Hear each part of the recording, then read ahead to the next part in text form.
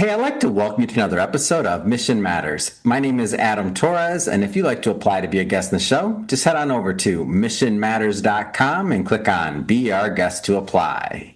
All right, so today is a very special episode. We're bringing back onto the show Dr. Tina, and let me tell you, drtinaplays.com is one of the sponsors here, and we've been doing a monthly segment. If you haven't caught it yet, it's on our website as well. So if you go to missionmatters.com, you can see all of the episodes that we've been doing together. And our guest today is Dr. Carla Rodering, who's a co-founder over at Sage Health Institute. So first off, Tina, Carla, welcome both. Good to see you both. So excited to be here yet again. All right. Adam's fun to interview with.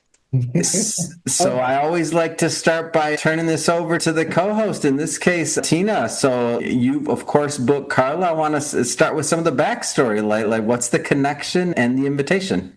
The big thing that I'm going to bring up, which is just fun, Adam, because even how we met and how I ended up on this podcast, right? Somewhere along the line, I don't even remember, a few years ago, it was like, start following breadcrumbs, right? Notice opportunities and get curious and follow where a breadcrumb leads, right? Just like Hansel and Gretel in the fairy tales. That's another whole story. But so a friend of mine, we're coaches together. We're master coaches together. We've done a lot of deep work for me, clearing out the stories and the cobwebs in my brain and trying to see more truth in the world and not just story. And so she is always meeting really interesting people. And she's like, Dr. T, meet Dr. Carla. She's really cool. She's in my consciousness, whatever group, Bellflower Institute. I'm like, hey, if you're telling me I should meet a person, I know I should meet a person. And that was how I met you, Adam. Remember, like Eric was like, you need to meet Adam. And this was 6 years ago. Never knew where it would take me, right? And that's how I met Carla. So we got on a call together with my friend Sage Robinson, who is a brilliant woman. She started her own nonprofit to help prevent teens getting addicted to narcotics and fentanyl and really help the world. And then Carla and I, two physicians, and she understands there's more to healing than standard 8-minute doctor visits. And that's really what we're allotted in healthcare today. So Carla, you're starting this Sage Health Institute. You've been involved in the Bellflower Institute in consciousness. You're a life coach after a long career as a pulmonologist, saving people, I assume, in the ICU, because that's what critical care pulmonologists do. They're the ones who are really dealing with life and death in that critical care world, right? Because breath is life, right? So, and it's funny, I just went down the rabbit hole of a lot of Zach Bush's stuff, and he's also a critical care pulmonologist. So, Carla, tell us how your story of medicine to coaching to consciousness to this new health institute. Tell us the path. Story. So I came from very inauspicious beginnings. I grew up in an abandoned railroad car. I had sort of mixed race parents. In an abandoned railroad car? Yeah. Where was this at? Where, like, state? I don't mean to cut you off, but I can't let that just go. What do you mean? You start off with that, and I did. Like, what state? Like, I gotta know. Or where? Well, in North Dakota, which is really cold and windy. So in a little town of 112 people on the prairie of North Dakota. And I can remember, and my parents, were kids and crazy about each other. But I can remember my uncles coming in, wrapping tar paper around this old wooden boxcar. Wow. Stacking bales of hay so the wind wouldn't blow through in the wintertime. And we didn't have plumbing. And I'm a little suspicious that the electricity was borrowed. But, and that's where I grew up. Yeah. In this little tiny place where the field of possibilities very small for me. Right. Now, had your parents grown up there too? Yeah. Both of my parents were born in the U.S., but my father was Middle Eastern and Muslim, and my mother was Irish and Catholic. So there was a lot of drama about what degree of sin did that actually represent. And how do you crawl out from under that kind of story? Wow. So continue. So I had to get some of that part, but continue. So you're on this path to becoming a doctor. Go ahead, So please. how'd you end up in the doctor world? So I had an afternoon when I had two little kids. I was outside.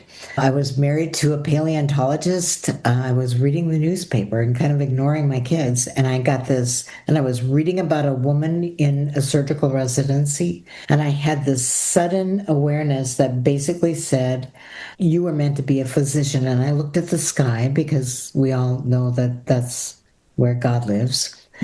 Sky, and said, what are you talking about? But when something like that takes hold of you, it just will not let you go. And so I journaled, I imagined, I spoke it out loud, and 3 years later, I was entering the doors of a medical school. Whoa. Wow. Really kind of starting a life that had really no business coming into being. I was a poet and a musician and a mom, and I was Roughly how old were you at this time when you made that decision? when I Just roughly. started medical school, I was just going to have my 30th birthday. Wow. So before that, the things you just now mentioned, like pretty much the creative side, yeah? Like poet, musician, like. But I was really interested in just what is the safe life that I can create where I feel like I belong and I've got something around me that will take care of me. So I had kids, that feels good because they love you no matter what. I had a husband, they don't. I had a job. Well, back then they did. Back then they did. Yeah, there's a new phase for every stage of parenting, but I had great, amazing kids. So I was kind of wrapped up in the comfort of an ordinary life. And then got this call that I really would prefer to have ignored because I had not taken physics. This is a long time ago. So to be a woman from North Dakota, married with a couple of little kids, this was the impossible. It sounds like it. That's what I'm trying to put myself in. I know. Yeah. This is really quite the story. I didn't get this backstory before. Oh yeah. So who knows where these come What is your support system like around this time? Like, and I don't mean necessarily your husband or kids. I mean your entire community around you. That must have seemed like just, what is she doing? Like she has everything already and she wants to do this? Yeah. What's wrong with you? Yeah, that's probably it. Yeah, that's what they go ahead. And who do you think you are? Oh, wow. Oh, Well, this comes from a really modest Midwestern daily experience of don't get too big for your britches. Right? People like us don't do that. Right? And question. When you were really little, were you the kind of girl who always followed the rules, or were you a little rebellious? so I wanted to look like I followed the rules. It was- But you're always smart. It sounds like you're always smart. Go ahead. But I wasn't necessarily quiet, and I did push the boundaries to the extent that I thought I would be able to get away with it and still be okay. But it was like there was something that showed up, 25 years later, Right. that just said, go in this direction. And when you went to med school, did you have to leave your family? Did they come with? Where'd you go to medical school? Oh, and we went back to North Dakota, and my husband kind of said, he's a lovely, lovely man. He's my ex-husband now, but he kind of said, do whatever you want as long as it doesn't get in my way. And that was sort of his level of support. And then he went to South America and did research for about 6 months out of every year. So he was kind of gone. It was interesting because my father was, he was Arabic. So this was like, he could not figure out where he went wrong, with a daughter like that. And I said to him once, what do you think MD stands for, Dad? And he said, my daughter. So That's kind of cute. I'm sorry. seemed like that was with great pride. It was just, Yes. so the community, I surrounded myself with people who sort of were like-minded. So I lived in student housing where you had to be in graduate school or professional school, and you had to have at least 2 kids to live there. So my neighbor was, in law schools, and she had 2 kids. And when she had finals, her kids slept on my floor. And when I had tests, my kids slept on her floor. And if she had hot dogs, I had beans. Wow. Ultimate collaboration. That's amazing. Yeah, but it was What a great way to do it. It wasn't the larger community. It just created that circle of people who were not naysayers. But the truth is, I couldn't really hear the naysayers anyway. I mean, this was a calling. And when that comes forward into your life, and by the way, I was not particularly religious or anything at that time. It was just undeniable. But there's a certain inner stance that allows you to just not allow all of that noise to show up and take your time and attention. Beautiful. So then you go through med school, and did you end up practicing in North Dakota, or did you move somewhere else to do residency and practice? Moved to Phoenix, Oh, Arizona. wow. From cold to hot. Okay. Yeah, well, it's yes, please, man. Moved to Phoenix and did an internal medicine residency there, pulmonary fellowship there, did a year of practice in Tahoe and came back to Phoenix and rolled up my sleeves and founded a practice, worked twice as hard as anyone, was twice as accessible as anyone, in part because at that time, and maybe still now, but for me, in that time in my life, and this is 40 years ago, gender mattered. And the request of the profession and the community around you, if you were a woman, especially a woman in an aggressive specialty, so I did critical care, the bar was very high. And some of that is external and some of that was internal, right? So I did all of that, got involved in leadership, ended up being chief of staff of a big hospital system in Phoenix. So as the first woman, chief of staff of an acute care hospital. And about a year into that, had an existential moment when I just realized that I had utterly lost my way. And I had become everything that I'd abhorred. Oh.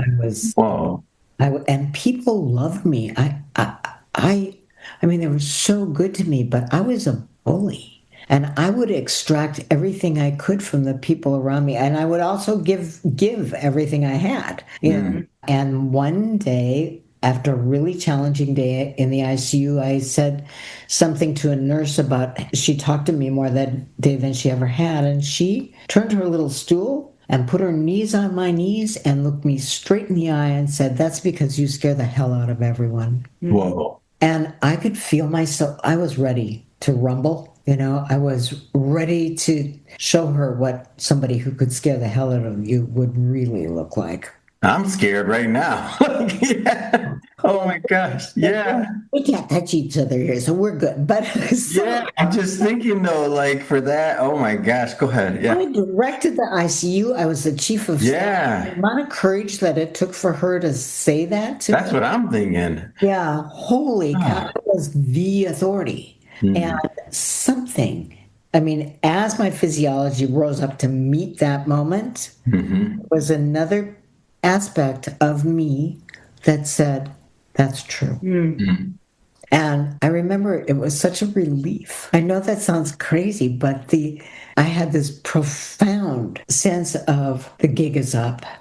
I don't have to do this anymore. I'm relieved, and I can just lay this down. Can I interject for just a moment? Because I'm seeing something that I keep seeing over and over and over again. And I happen to be journaling on it this morning, which is so interesting. So there's several books about triangles. And the standard triangle that we have been raised in, Western society, Hans Christian Andersen, fairy tales, Disneyland, there's a victim, there's an obstacle or a perpetrator or a bully, and there's the rescuer on the other side.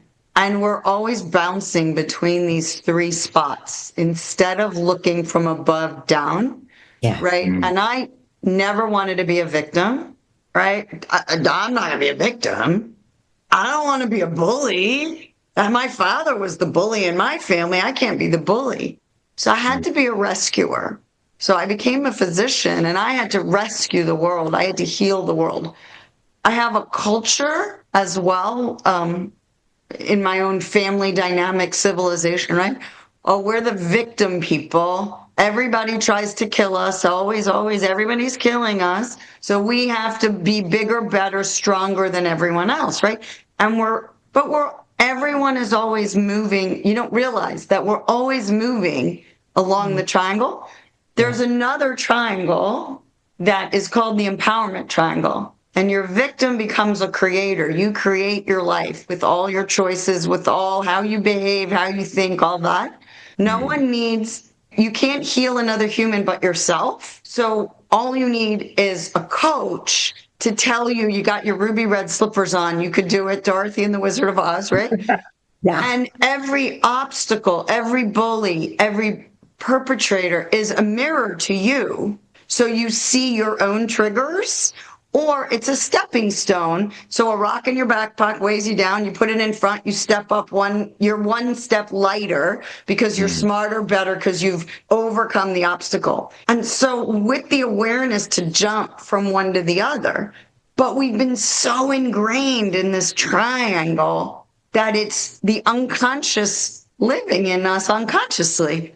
Till you make it conscious. And then all of a sudden, you get to create your own freaking reality. I went from doing one podcast to all he does is podcasts, one stock, 2 million stocks, right?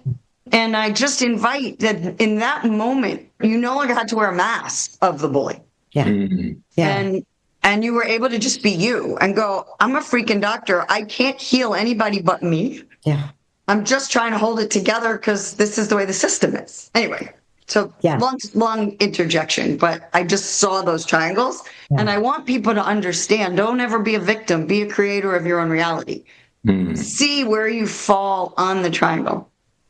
Yeah, that's gorgeous. Thank you. If you're being triggered, it's a mirror. And I watched it this weekend, actually. My sister said something that triggered me.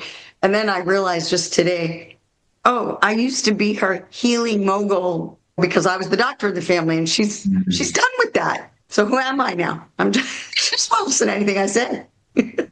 Yeah. Oh, so continue, Carla. You have this existential moment. No, this is great. I'm like, so now what happens next? Yeah.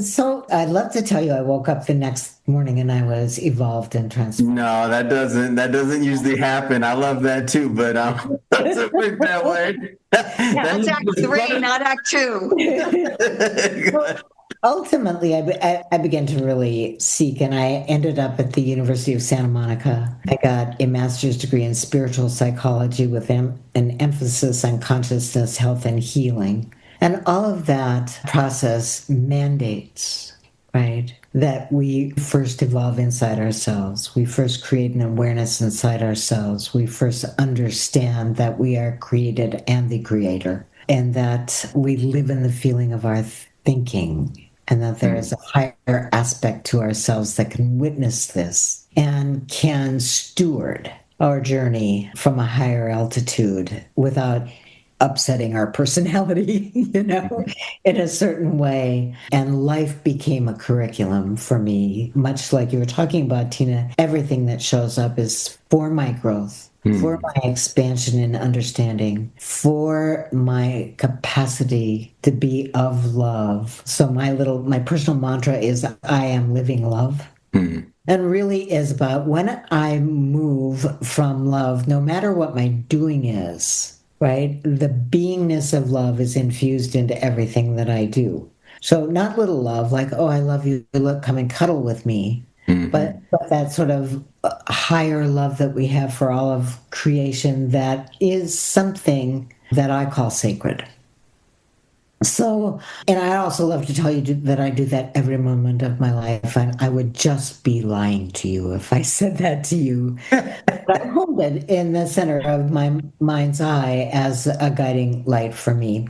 So I did that. I left the chief of staff position and created an initiative around physician well-being. And then ultimately moved into coaching, first inside the walls of medicine, and then expanded beyond that, and did some destination retreats, and have really been in the business of expanding my understanding of the human experience, using what I can to learn and grow, being in conversations with people, and really looking at what is healership. And is there a distinction between the medicine that I've known for 40 years and what really constitutes healership in a way that spans the breadth of all healing modalities?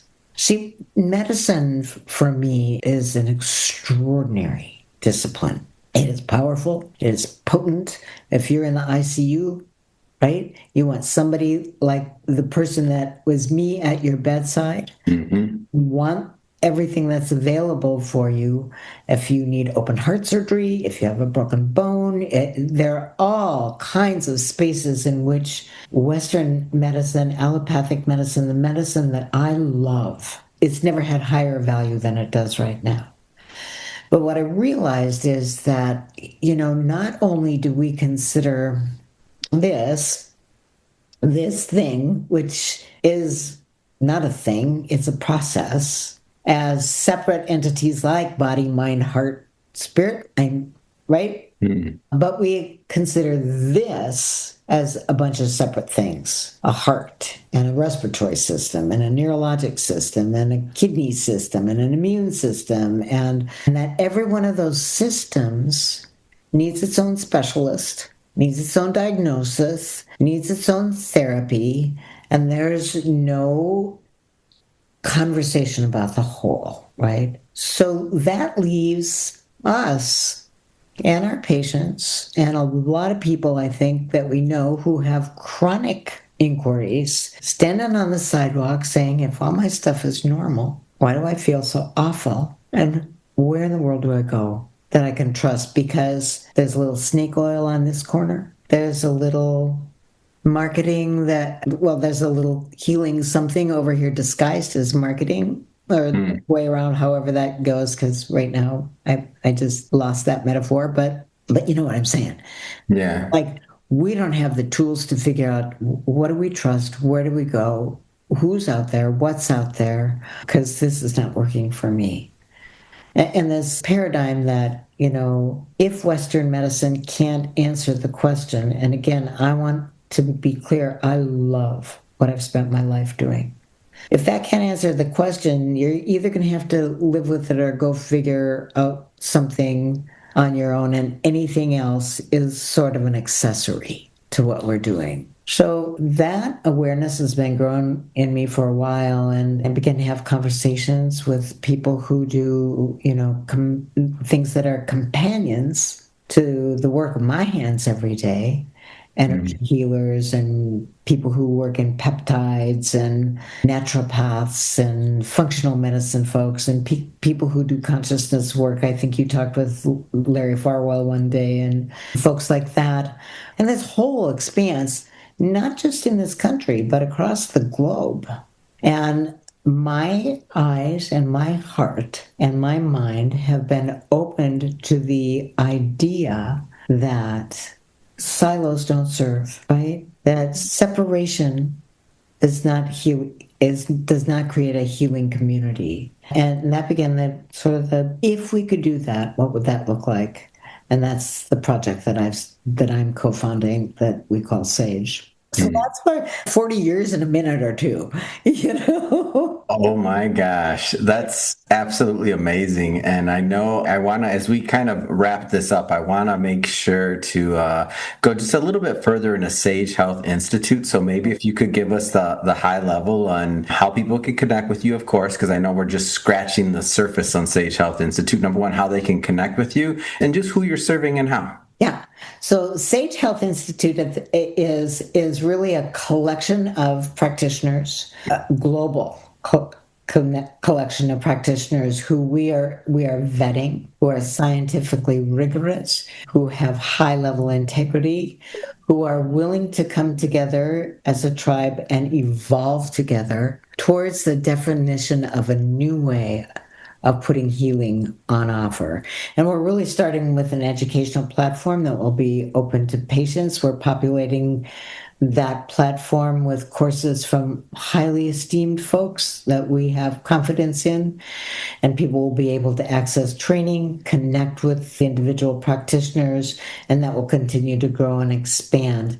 We will have a process by which we can suggest this course would be helpful, this practitioner might be helpful, all of that kind of stuff. And we're just launching in September. So we're really young, excited. It is ambitious. It's a multi-decade initiative, and it's very exciting and it's humbling. And how do people follow up? Like, how do they learn more? Is there a website, social? Like, how do people connect? LinkedIn? So there's a website. The website is actually called Sage University. That will shift within probably the next month to sagehealthinstitute.com. You can reach me at Dr. Carla at drcarlarotering.com, and I would welcome conversations, inquiry, stories, anything that occurs to you that you would like to have a conversation with me about. I'm all yours. Love it. And Dr. Tina, how do people want to connect and follow up and learn more about Dr. Tina Plays? How do they do that? Well, my new website's launching pretty soon, which is drtinaplays.com. We're getting a new one up and running. And just for anyone who wants, I normally do it the second Wednesday of every month, but next Wednesday I'm filming a documentary.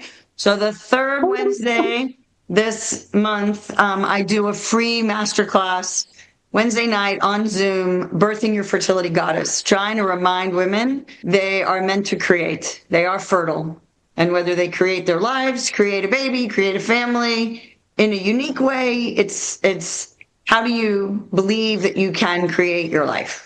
Fantastic. And for everybody listening, just so you know, we'll definitely put some links in the show notes so that you can connect with both Dr. Carla and Dr. Tina. And speaking of the audience, if this is your first time with Mission Matters and you haven't done it yet, hit that subscribe or follow button. This is a daily show. You heard me correct. Each and every day, we're bringing you new content, new ideas, and hopefully new inspiration to help you along the way in your journey as well. So hit that subscribe or follow. And Dr. Carla, Dr. Tina, it's been an absolute pleasure. Thank you again for coming on. Thank you. Thanks, Adam.